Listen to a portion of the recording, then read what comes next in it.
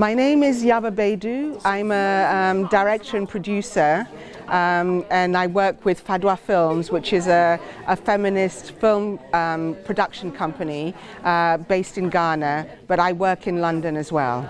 The Art of Yaba is a feature-length documentary about one of the most important African women writers of this century and the last century, Amata Edu. Amata is a Ghanaian woman who started writing from a very young age and had written her first play by 1964 in Ghana, The Dilemma of a Ghost. Her work is controversial in that she is one of the first and only writers of her generation who deals with a very, very traumatic subject of slavery. The Dilemma of a Ghost is about an African-American woman who marries a Ghanaian and returns to Ghana with a great vision of what living in Ghana will be like. But the reality, of course, is very different.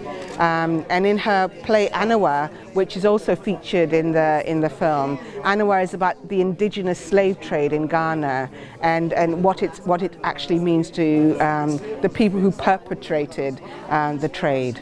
The movie started in the sense that in 2003 I made a documentary for BBC 4 about Toni Morrison, which was one of the sort of high points of my career as a director. And I thought, wouldn't it be great to actually make a series about African women writers who are much less exposed than, let's say, a Nobel laureate such as Toni Morrison. And some friends of mine, like Amina Mama at Davis University, Abina Bouzia at Rutgers University, got together and actually conceived of a concept note to do a series about African women writers.